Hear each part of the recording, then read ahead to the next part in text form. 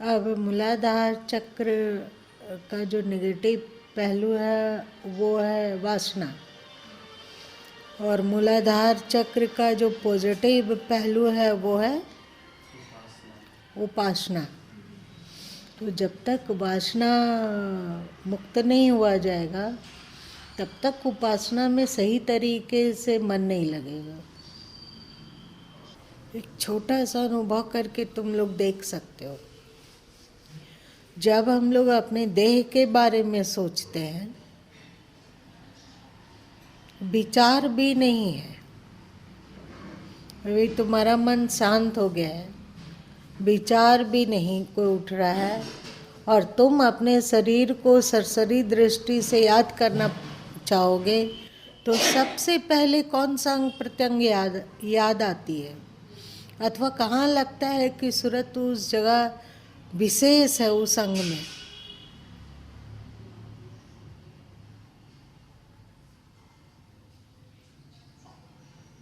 ईमानदार आंसर।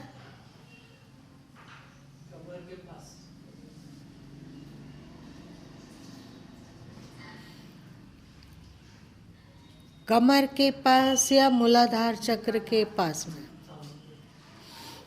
दूसरे शब्द में कहो तो अगर स्वाभाविक रूप से मन एकदम चुप हो गया, मौन हो गया, और शरीर पर सूरत के द्वारा शरीर को देखना है, तो जो सबसे पहला भान होता है वो जनेंद्रिय है।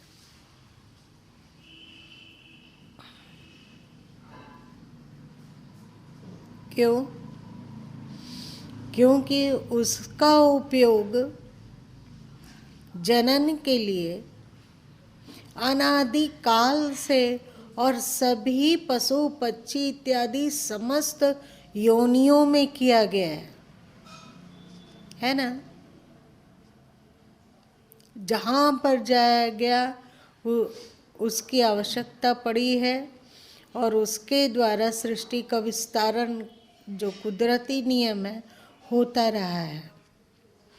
ये अब ध्यान के द्वारा अथवा उपासना के द्वारा अथवा सद्गुरु से जानकर कि कौन सा मार्ग चुनना चाहिए, कैसे साधन करना चाहिए, इस साधन के द्वारा सफल नहीं हो रहा है तो सद्गुरु से फिर दूसरा साधन बताते हैं, दूसरे साधन से भी सफल नहीं हो पा रहे हैं तो तीसरा साधन बताते हैं, और चुनाव करने कहते हैं कि देखो कि कौन सा साधन तेरे लिए परफेक्ट हो रहा है। मूलाधार चक्र से ऊपर उठना सभी चक्रों की तुलना में ज़्यादा कठिन है,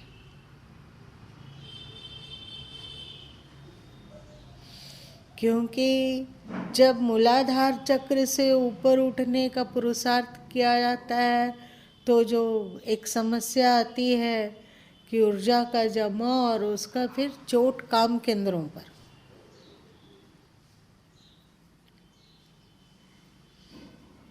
समझ में आ रहा है मेरी बात? तो उसके कारण व्यक्ति व्याकुल होता है और अक्सर ही साधन छोड़ देता है। अगर यहाँ पर थोड़ा विजय प्राप्त किया जा सके और वहाँ से यदि ऊर्जा ऊपर उठ जाती हो, हमारी स्थिति अभी जो बिल्कुल मूलाधार अथवा अंतिम अंग में है। सोचो कि रीढ़ के अंतिम छोर पर वे ऑर्गन है, तो एकदम अभी हम लोगों की स्थिति बिल्कुल निम्न ऑर्गन पर है। हम लोगों का भाव, हम लोगों का विचार, हम लोगों की उपस्थिति, इसे सब कोई अनुभव कर सकते हैं। थोड़ा सा सावधान होकर यदि देखा जा सके, पश्य 11वें अध्याय में पश्य पश्य पश्य बहुत बार आया है ना? याद है किसी को? देखो और सोचो तो कहीं कहा ही नहीं गया। हमें लगता है कि 11वां अध्याय में पश्य शब्द कि सबसे अधिक पुनरावृत्ति हुई है। पश्य मतलब देखो, कुछ करना नहीं है तुमको, इंटरफेयर मत करो, न चुनो कि ये अच्छा है, न चुनो वो अच्छा है। अप्रभावित रहो, कोई प्रतिक्रिया मत दो, केवल देखो। अभी ये दृश्य आया, गुजर गया, अब दूसरा चीज दिखने लगा, उसको भी देखो। कोई प्रतिक्रिया नहीं, कोई चुनाव नहीं, कोई हस्तक्षेप नहीं, जो हो रहा है केवल उसको देखो। बहुत मजेदार है 11वां अध्याय भी। और हमें तो सबसे अधिक मजा आया पश्य में, केवल देखो, जो हो रहा है देखो। देखने की क्रिया में स्वाभाविक है कि जो देखा जा रहा है वो क्षर है और जो देख रहा है वो अक्षर है। बल दृश्य पर न देकर दृष्टा पर दो। 11वां अध्याय का यही संदेश है कि नहीं? तो यदि ये दृष्टा भाव अथवा और अलग अलग उपाय, अलग अलग साधनाओं के द्वारा मूलाधार चक्र से ऊर्जा ऊपर उठी, एक तरह से जिसे तुम कुंडलिनी कह रहे हो, और कुंडलिनी की चर्चा, कुंडलिनी की तुलना एक सर्प से की जाती है ना। जैसे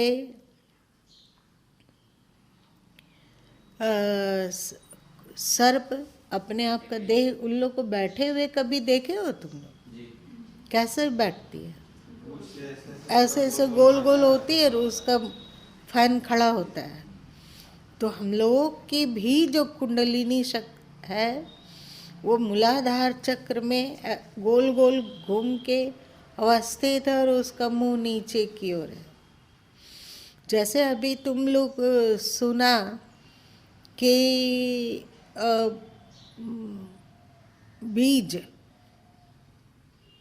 रज बिंदु जो सुना तुम लोग, तो बिंदु का 2 भाग हो जाता है।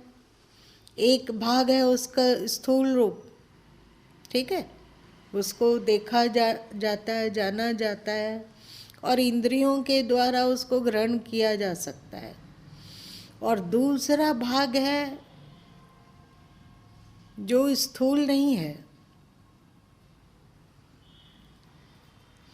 वो जरूर, पर उसको देखा नहीं जा सकता है। उसको तुम लोग ऊर्जा कहे ना। एक दिन क्या विज्ञान की भाषा में इसे कहा गया था? जो है पर उसको खोलने पर दिखता नहीं है, 2 गैसों का प्रतिक्रिया। क्या बताओ?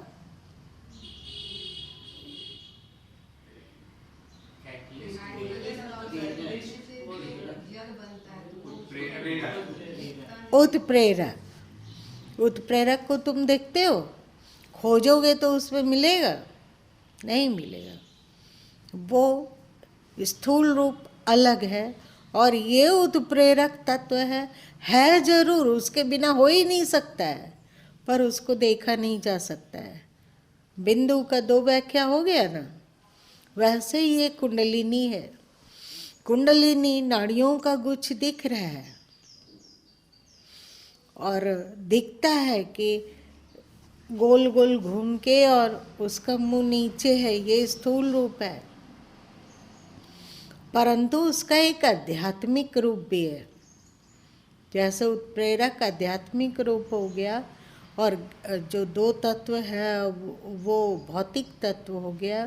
जैसे बिंदु स्थूल तत्व हो गया और उसमें जो रहने वाली ऊर्जा है वो सूक्ष्म तत्व है जरूर। वैसे ही कुंडलिनी है, कुंडलिनी का गोल गोल आकार समझो कि स्थूल तत्व है, उसको जाना जाता है, अनुभव किया जाता है, लेकिन उसमें सूक्ष्म रूप से जीव की उपस्थिति है।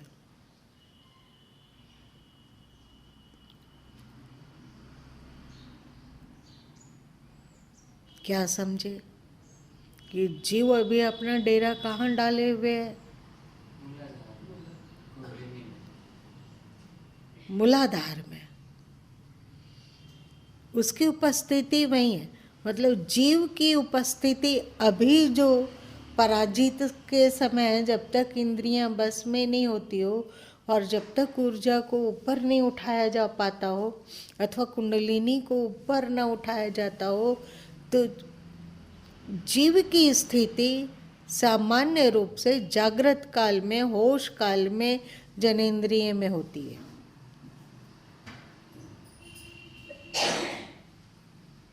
क्योंकि जीव को उसे सबसे ज्यादा सुपर रस मिलता है। एक संत हो गए लाहिड़ी जी, तो बहुत चकित हुए थे गुरु माँ जब उनके बारे में पढ़ रहे होंगे, लगता है 15-17 साल पहले, अभी नहीं पढ़े हैं, बहुत दिन से नहीं पढ़े हैं, 15-17 साल पहले पढ़े, तो वे तुलना करते हैं, बहुत ही पहुँचे संत थे। कोई और जानता है यहाँ? लाहिड़ी सब, श्यामाचरण लाहिड़ी। तो उन्होंने लिखा कि समाधि में वैसे ही आनंद की अनुभूति होती है जैसे कि वासना में उतरने में होती है।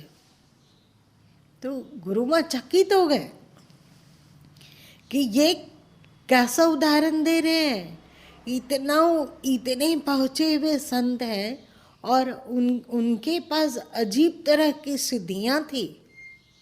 जानते हो तुम लोग, लाहिड़ी जी में बहुत सिद्धियाँ थी, और वे तुलना करते हैं कि समाधि में वैसे ही आनंद की अनुभूति होती है जैसे कि वासना में प्रवृत्त हुआ इंसान को वासना काल में होती है। एकदम बहुत दंग रह गए, बहुत दंग, और थोड़ी थोड़ी सी अश्रद्धा भी उत्पन्न हो गई। फिर वो अश्रद्धा टिकाऊ नहीं थी, हमें लगा कि वे जन सामान्य को समझाने के लिए इस बात को कहे होंगे। तो संसार में व्यक्ति जो अनुभव करता है सुख, खाने का सुख, पहनने का सुख, धन का सुख, घर मकान का सुख, उसमें अनिवार्य रूप से हर सुख के पीछे उसकी वासना काम करती है। वहाँ उपस्थित है वासना, मतलब काम। इसलिए सदगुरु कबीर साहब कहें कि मन को मृतक देखकर मत मानो विश्वास, अंतिम तक सावधान रहना है। कभी भी कहीं भी विपरीत शरीरों का आकर्षण हो सकता है, क्योंकि आपकी साधना से आपका शरीर थक चुका है, वो चाहता है कि रिलैक्स होके जिए, और उसको पता है कि सबसे ज़्यादा रिलैक्स कंगाल होने में होता है।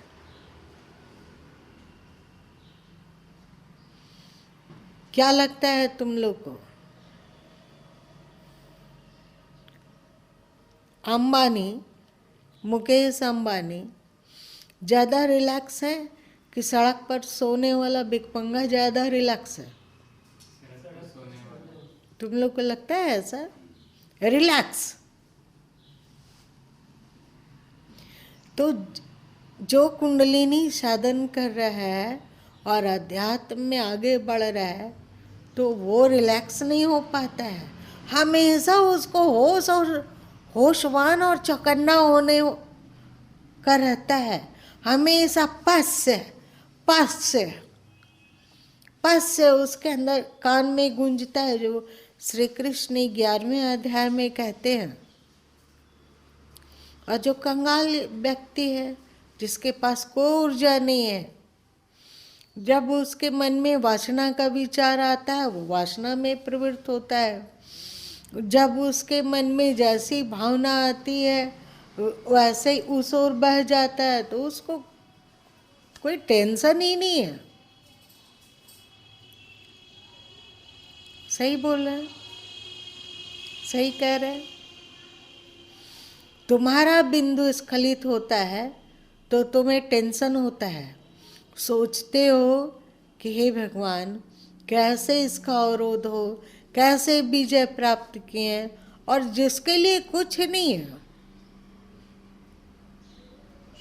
जिसके पास कोई ज्ञान ही नहीं है, जिसके पास कोई आध्यात्मिक साधना करने की वांछा ही नहीं है, जो अध्यात्म में क्या है उसका अनुभव करने की इच्छा ही नहीं रखता है, उसका जैसा होता है मन वैसा चलता है। परंतु एक बार यदि आप काम केंद्र से ऊपर उठ जाते हैं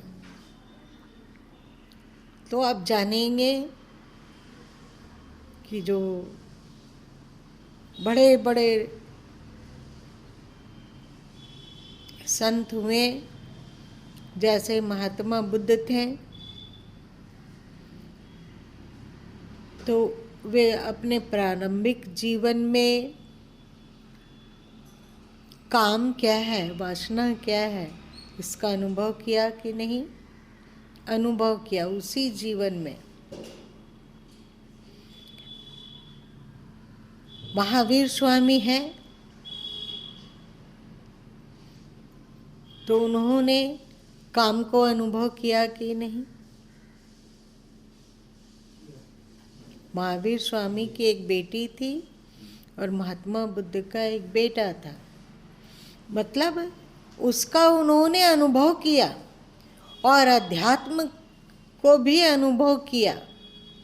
अब बताओ कि क्या वे अध्यात्म को छोड़कर फिर से उस वासना में गए? क्यों? वे तो दोनों चीज अनुभव किया उन्होंने। तो उन्होंने जाना कि वासना में जो सुख है उससे अनंत गुना अधिक किसमें सुख है? अध्यात्म में सुख है। एक बार उन्होंने अध्यात्म का रस चखा तो फिर पलट कर वे उस ओर देखे भी नहीं, है कि नहीं? इसका मतलब उसको भी अनुभव है, इसको भी इसका अध्यात्म का भी अनुभव है, तो वे उनको लगा कि जो काम सुख है वो अध्यात्म सुख के आगे बिल्कुल धूल कण से भी नगण्य है, तुच्छ है। जब तक तुम अध्यात्म सुख का अनुभव नहीं कर लेते तब तक तुम अपने मन से सावधान रहो। अब कहोगे किसे अध्यात्म सुख का अनुभव है? हम लोग इतने लोग बैठे हुए यहाँ, क्या कभी अध्यात्म सुख का अनुभव किया है?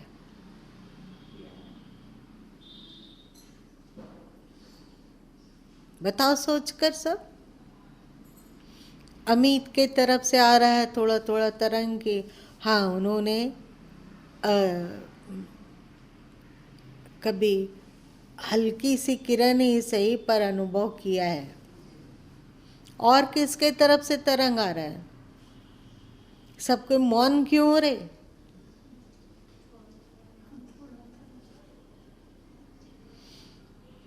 एक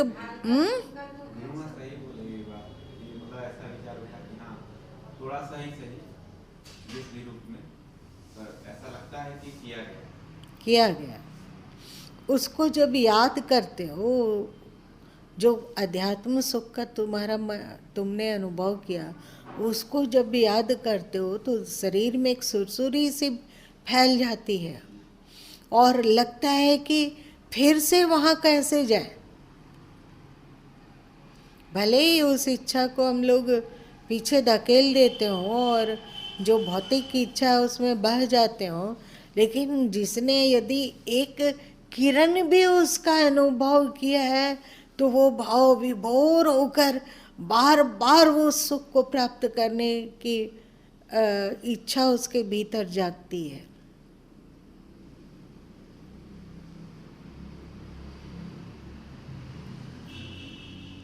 तो फिर उसका मन कभी लौट कर ये सोच ही नहीं सकेगा कि वासना नामक कोई चिड़िया भी होती है।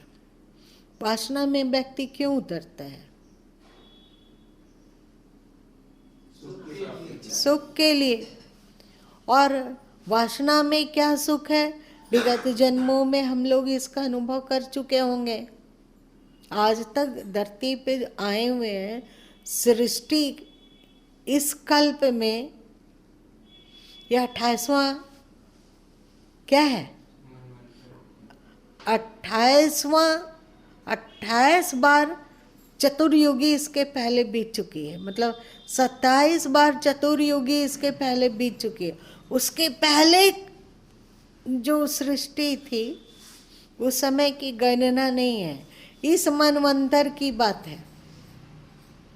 इसके पहले कितने मनवंतर हो गए उसको अभी थोड़ी देर के लिए साइड करते हैं। इस मनवंतर में ये 28वां चतुर्युग का पहरा चल रहा है, कलयुग का। इसके पहले 27 चतुर्युगी बीत चुके हैं, यह 28वां है। उसमें कभी ना कभी तो हम लोग वासना का सुख अनुभव किए हैं कि नहीं? पर अध्यात्म सुख का अनुभव नहीं हुआ। यदि अध्यात्म सुख में हम लोग अनुभव कर पाते तो वहीं ठहर जाते, फिर इधर उधर जाते ही नहीं। हो ही नहीं सकता है कि वो जाएगा। उसका मन निडर हो जाएगा और वो जानेगा कि अध्यात्म में जो सुख है उसकी तुलना में दैहिक कोई सुख है ही नहीं, तुलना भी नहीं किया जा सकता।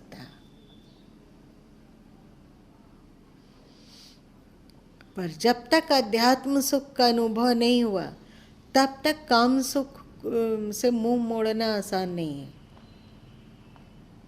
और जब तक तुम काम सुख से मुख नहीं मोड़ोगे तब तक अध्यात्म सुख की अनुभूति हो नहीं सकती।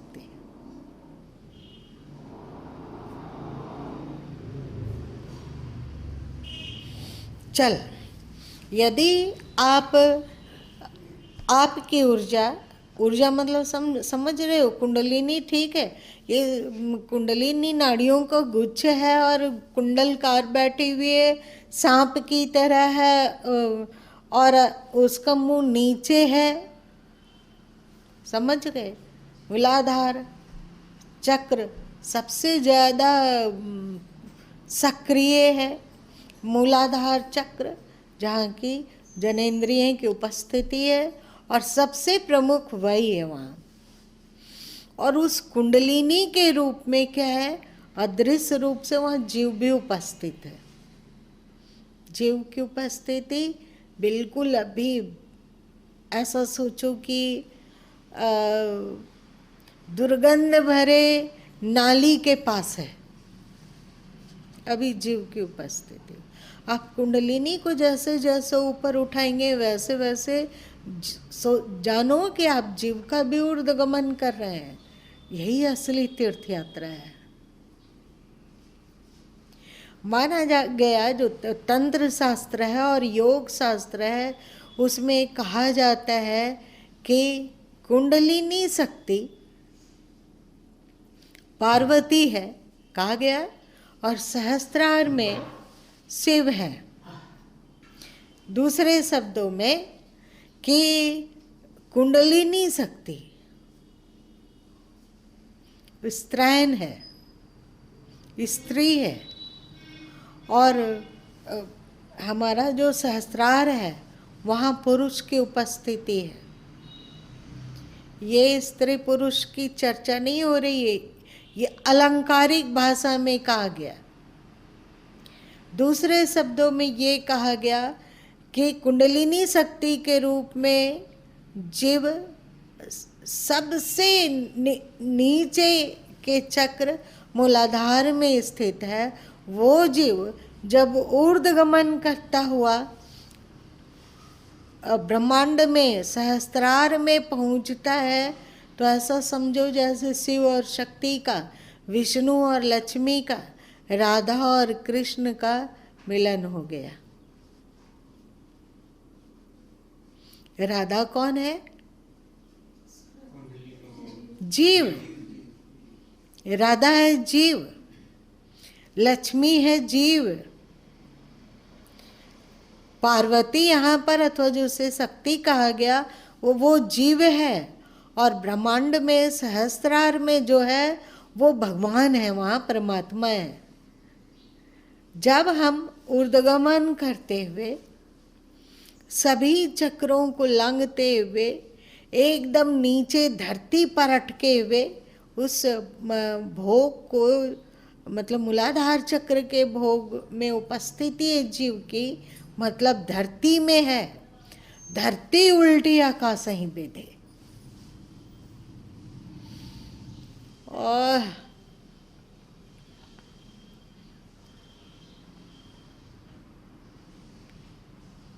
एक सदगुरु कबीर साहब की क्या साखी कि स्वामी सेवक एक संग खेलें सदा बसंत। क्या है? क्या है? स्वामी सेवक एक संग खेलें सदा बसंत।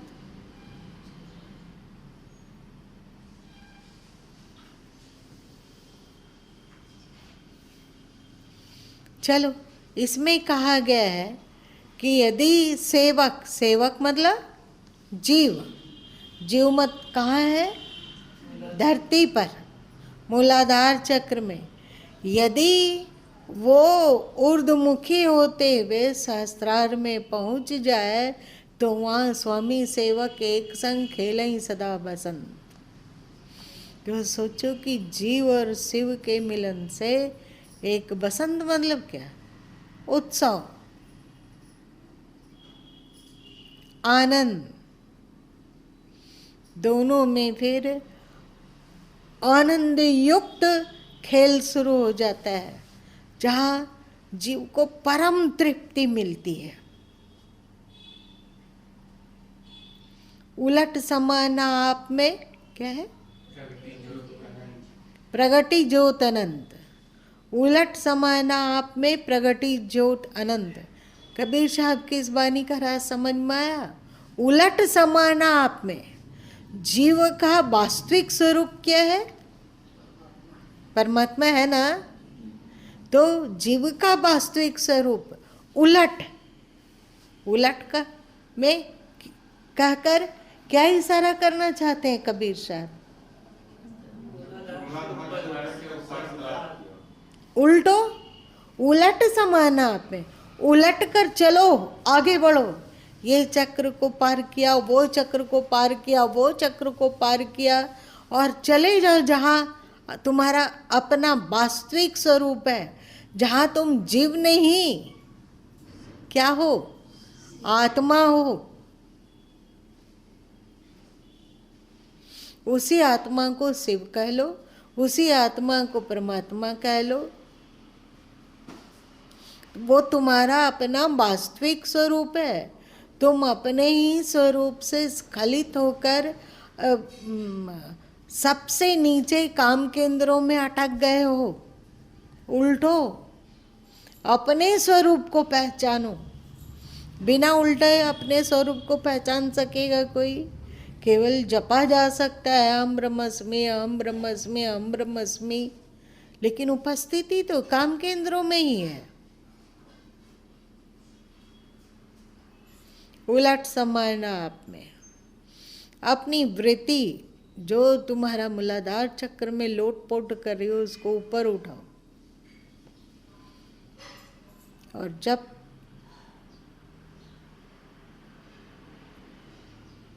ऊपर उठाओ और स्वादिष्टान आया, मणिपूरक आया, अनाहत आया, विशुद्ध आया, आज्ञा चक्र आया और ब्रह्मरंध्र आया।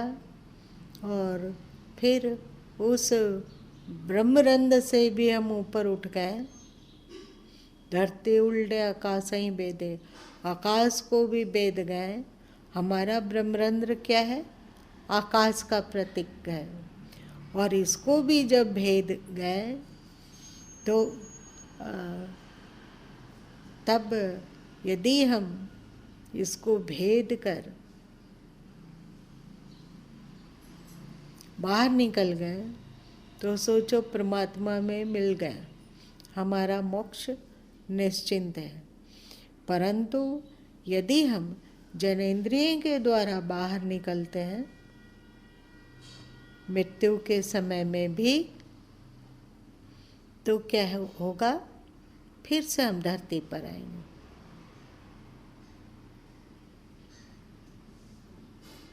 फिर से धरती पर आएंगे, फिर जन्म होगा, फिर मृत्यु होगी, फिर जन्म होगा, फिर मृत्यु होगी। जो संसारी लोग हैं उनकी मृत्यु अधिकांशता मूलाधार चक्र की सक्रियता में होती है। मतलब कहा जाता है ना 9 द्वार हैं, तो 9 द्वार में से किस द्वार से प्राण निकला, किस द्वार से प्राण निकला? तो अधिकता मतलब संसारी लोगों का अनिवार्यता प्राण निकलता है जनेंद्रिय के द्वारा।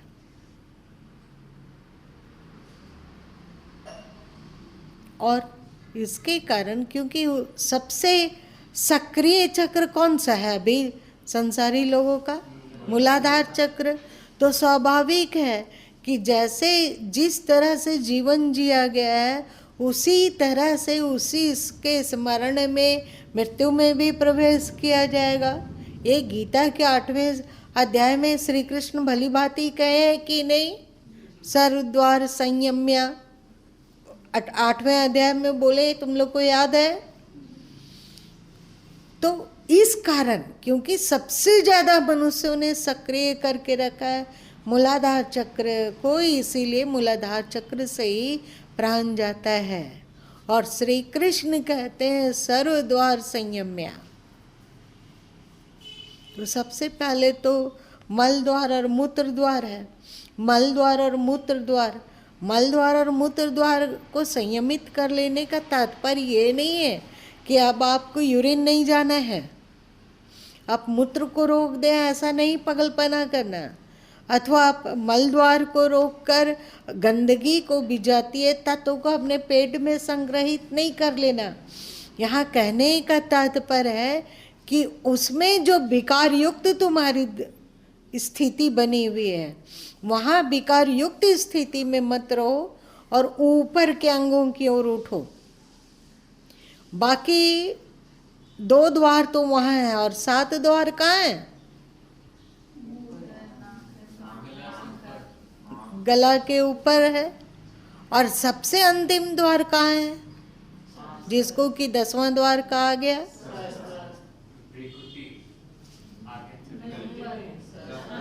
सहस्त्रार।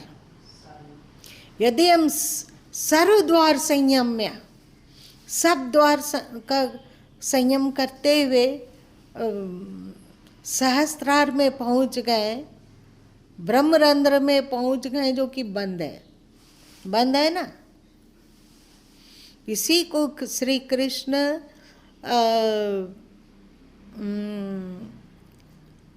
शायद 13वें अध्याय उल्टा वृक्ष 15वें अध्याय में है। और सदगुरु कबीर साहब इसी को कई जगह पर औंधा कुआं बोलते हैं, याद करो। क्या? औंधे घड़ा नहीं जल बूढ़े, सूबे सो जल भरिया। औंधे घड़ा, औंधा घड़ा मतलब उल्टा, पेंदा है ऊपर और कुआं है नीचे, ठीक है ना? तो ये द्वार बंद है, ये 10th द्वार है। अब इस 10th द्वार से प्राण यदि हमारा निकलता हो, ये 8वें अध्याय में श्री कृष्ण बहुत भली भांति समझाए हैं, और सदगुरु कबीर साहब की वाणियों में और बीजक में ये भरा हुआ है कि नहीं? तो इस ब्रह्मरंध्र से कैसे प्राण निकले? यदि हम ब्रह्मरंध्र से प्राण छोड़ने में सक्षम हो सके, कि जिसका कि 8वें अध्याय में चर्चा श्री कृष्ण किए, और गुरु माँ भी 8वें अध्याय को थोड़ा सा पढ़े भी, मुग्ध होकर थोड़ी देर पढ़े 8वें अध्याय को, तो फिर वो परमात्मा में मिल जाएगा। ये केंद्र राम केंद्र है, और वो मूलाधार केंद्र काम केंद्र है। काम केंद्र से राम केंद्र तक यात्रा ही तीर्थ यात्रा है, और तमसो मां ज्योतिर्गम्य की यात्रा है, अंधकार से प्रकाश की ओर, असत्य से सत्य की ओर, और मृत्यु से अमरता की ओर। ब्रह्मरंध्र में शिव तत्व, अब ये शिव क्या है इसको कल बताएंगे, क्योंकि समय समाप्त हो गया। लेकिन तुम लोग पूछ लेना जरूर, नहीं तो फिर बोलते बोलते कहाँ का कहाँ पहुँच जाएंगे। ठीक है?